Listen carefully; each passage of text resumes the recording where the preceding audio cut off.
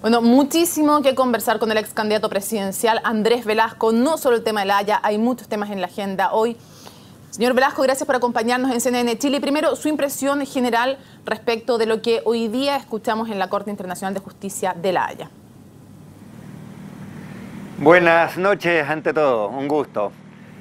A ver, el resultado de hoy día no es bueno y creo que eso a estas alturas todos lo entendemos. Pero al mismo tiempo hay que ponerlo en su debido contexto. Este es un fallo preliminar, sencillamente tenía que ver con la competencia de la Corte y hubo sí una muy buena noticia.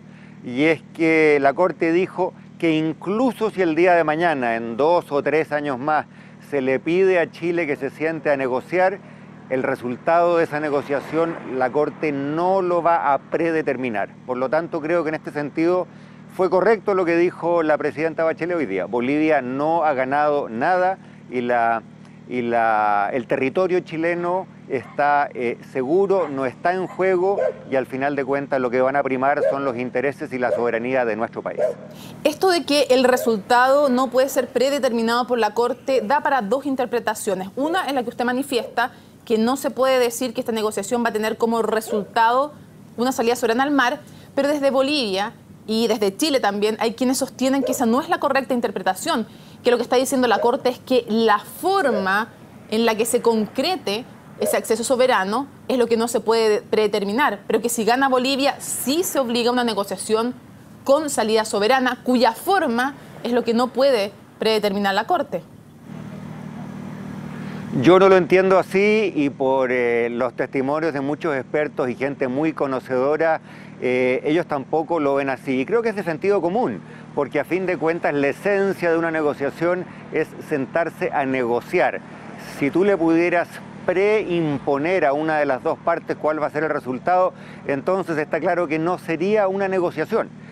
Creo que entenderlo de ese otro modo no tiene asidero, ni en el sentido común ni en el derecho internacional.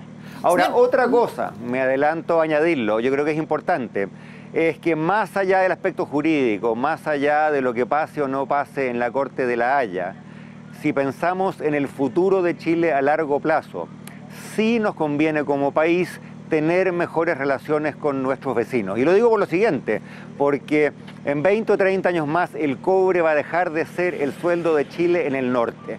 Y si uno se imagina el futuro de ciudades como Arica, Antofagasta, Iquique, su futuro está inevitablemente ligado a ser los puertos, ojalá los puertos más prósperos, más pujantes de América Latina de cara al Asia. Y eso pasa por tener relaciones comerciales más estrechas, más intensas con Argentina, con Brasil, con Paraguay, con Bolivia y con Perú. Y por lo tanto, no por un acto de generosidad internacional, sino que desde el punto de vista de nuestros propios intereses, tenemos que estar dispuestos a conversar. Siempre es bueno conversar. Hay tantos temas que preguntarles que vamos de inmediato a otro. ¿Qué le parece la salida del ahora expresidente del Banco Estado, Guillermo Larraín, a raíz del bono que negoció con los trabajadores de Banco Estado?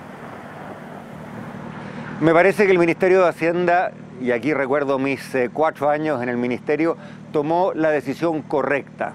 En toda negociación del sector público hay un marco presupuestario. Y los directivos de las empresas no se pueden salir de ese marco, especialmente en un momento como hoy, en que todos sabemos la economía mundial y la economía chilena pasan por un trance difícil, el precio del cobre cayó, los recursos son más escasos y por lo tanto hay que dar una señal de seriedad, una señal de austeridad. Y la señal que enviaba a esta negociación era total y completamente la contraria. Y por lo tanto, como aquí hay que trabajar en equipo y la gente no se puede arrancar por la libre, creo que corresponde. Si hay decisiones que se toman que no están en el interés general, bueno, el Ministerio y el Gobierno tienen que proceder como procedieron.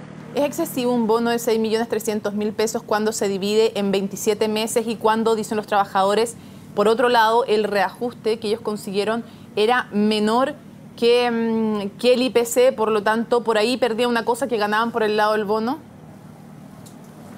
Yo le preguntaría a los millones de chilenos que no reciben ningún bono en ningún momento del tiempo. Le preguntaría al 85% de los trabajadores en Chile que no están en un sindicato y que no tienen la posibilidad de obtener un bono al cabo de una negociación porque esa negociación es inexistente. Le preguntaría a esos millones de chilenos si ellos creen que este beneficio pagado para unos pocos, con plata que es de todos los chilenos, que es plata del fisco, que es plata de los contribuyentes, si ese beneficio es justo. A mí me parece que es mucho más justo que esos mismos pesos, esos mismos centavos que son del Estado de Chile, se gasten en una mejor educación, en mejores pensiones, en mejores salas cunas, en hacer precisamente esos cambios que Chile está pidiendo en materia de educación y en materia de tantas otras necesidades sociales. Señor Velasco, usted es cercano a Rafael Guilizasti, fue parte de su equipo de campaña, también financista de Fuerza Pública y de la campaña. Rafael Guilizasti ha dejado el Consejo de Corfo, donde tenía conocimiento de la estrategia jurídica de Corfo, del Estado, frente a SQM para llegar a presidir las empresas cascada. ¿No hay un evidente conflicto de interés? ¿Cuál es su opinión desde el punto de vista de las malas prácticas de las cuales usted habla también, no solamente en la política, sino también se ha referido a ellas en el mundo de los negocios? Yo al respecto tengo la información que ha salido en la prensa y en la prensa aparecen versiones contradictorias. Rafael Guilizasti, que es una persona reputada, una persona seria, sostiene que no hay información especial, que no hay conflicto de intereses. Otros sostienen lo contrario. Yo no tengo antecedentes para pronunciarme de modo tajante ni en una dirección ni en la otra, pero sí añado algo que es importante y que no se ha dicho en este debate. Creo que en una empresa chilena que le da trabajo a miles de trabajadores chilenos no es nada de baladí, no es nada de menor que salga un directivo altamente cuestionado como Ponce Lerú y que sea reemplazado por un empresario reputado y serio como Rafael Guilizasti. Creo que en el contexto más amplio ese es un cambio positivo. Pero respecto de lo que usted sí sabe, es decir, Rafael Guilizasti estaba en Corfo. Ha dicho Eduardo Vitrán desde Corfo que manejaba los antecedentes respecto de la estrategia de defensa del Estado chileno respecto de SQM. Alguien que tiene esa información privilegiada, dicho y manifestado desde la Corfo, y que pasa a la empresa que es la contendora de Corfo en un importante litigio. ¿No hay un evidente conflicto de interés?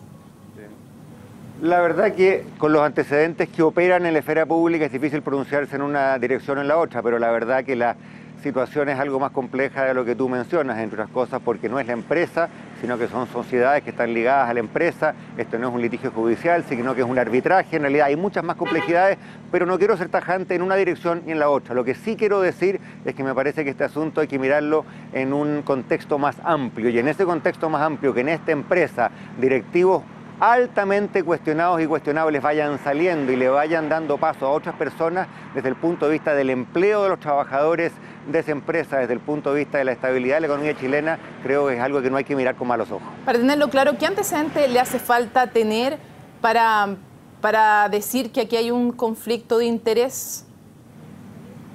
Pues precisamente esos antecedentes que, como tú bien decías, no pueden ser públicos, porque si fueran públicos no estaríamos hablando de lo que estamos hablando. Hay elementos de esa negociación que son privados, yo no los conozco, tú tampoco los conoces, y por lo tanto emitir un juicio al respecto me parece un poco aventurado. Lo que conozco es que hay una defensa que se estaba planeando en la Corfo. Lo que conozco es que el presidente de la Corfo dice que en el directorio se manejaba la información respecto de los plazos, respecto de cómo se iba a llevar adelante esa defensa, y que más allá incluso del litigio son empresas una y otra que trabajan juntos y que tienen un diferendo.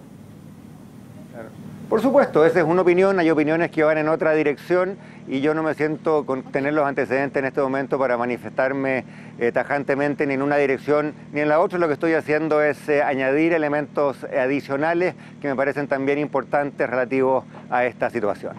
Señor Velasco, vamos a otros temas porque nos quedan varios más. Respecto a las nuevas leyes de partidos políticos y de financiamiento de la política, ¿cree usted que desde los partidos tradicionales se está intentando poner barreras al surgimiento de partidos nuevos?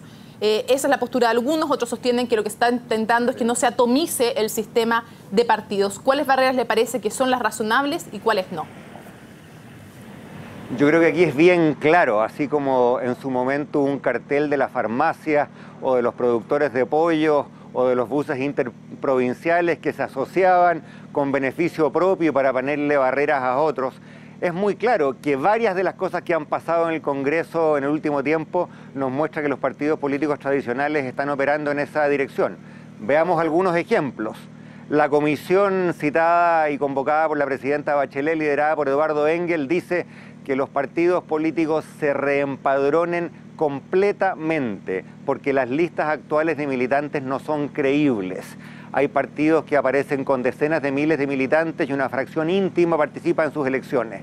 ¿Qué dicen los partidos políticos? No nos vamos a empadronar.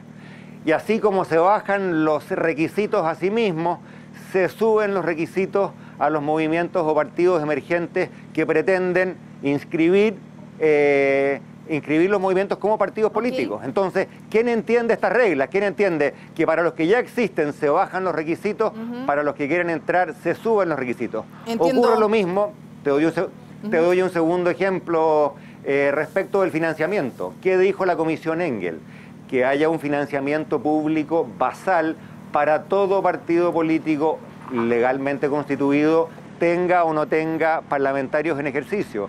Y los que ya están en el Congreso dicen, no, para nosotros que ya tenemos parlamentarios que haya financiamiento, para los otros no. Claramente esta no es una cancha pareja. Que no somos partidos emergentes o movimientos emergentes, no queremos favores, no queremos que nos regalen nada, sencillamente queremos poder competir en igualdad de condiciones. Vamos a otro tema porque se nos acaba el tiempo. En un artículo de la revista ¿Qué pasa? Aparecía dinero del grupo Angelini entregado a su ex asesor, también jefe político, Cristóbal Aninat.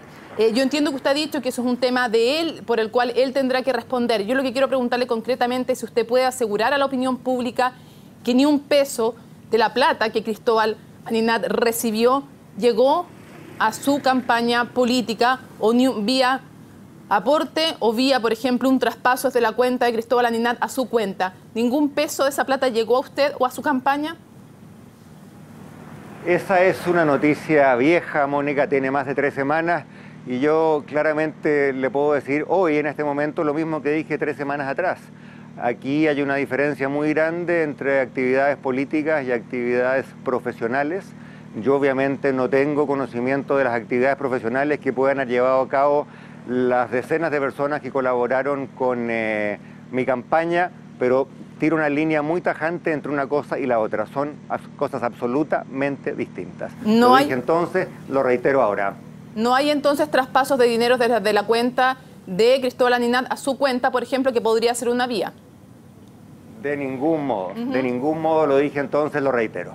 Y le pregunto, ¿qué le parece a usted, desde el punto de vista de las prácticas políticas, que la nueva mayoría no completa? Podemos hablar de particulares en casos específicos, pero ¿qué le parece a usted que la nueva mayoría, algunos parlamentarios, por ejemplo, Fulvio Rossi, pero también en la pre-campaña Michelle Bachelet, le haya pedido plata a una empresa como SQM, con la implicancia que esto tiene por ser la empresa controlada por el ex yerno de Pinochet y que obviamente hace su fortuna también en la dictadura? Desde el punto de vista ético, ¿qué le parece?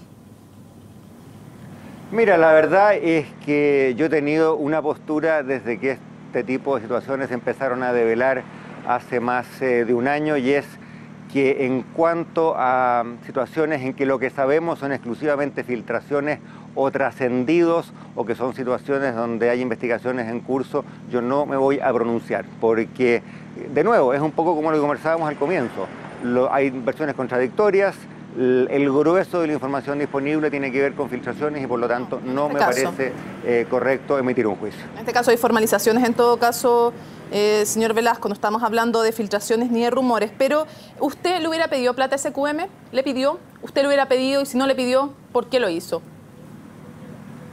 No lo hice, no se me pasó por la mente hacerlo. Pero tampoco me quiero pronunciar por alguna persona que lo pueda haber hecho, en la medida, obviamente, que esto tenga un carácter legal. Y si no tuvo un carácter legal, ¿pero por qué a usted no se le pasó por la cabeza? ¿Pero por qué a usted no se le pasó por la cabeza? ¿Tenía algún reparo ético? Es que lo que ocurre es lo siguiente. En todas las campañas hay una distinción importante entre quienes se dedican a la campaña y quienes se dedican a la parte administrativa o financiera. En fin, yo estaba en la campaña. Pero en todo caso, como nosotros no teníamos ningún vínculo con esa empresa, la pregunta que tú me haces es enteramente hipotética. Andrés Velasco, muchísimas gracias por habernos acompañado en CNN Chile. Que esté muy bien. El gusto es mío. Muchas gracias. Buenas noches. Hacemos una pausa en Resumen Ejecutivo y estamos de regreso.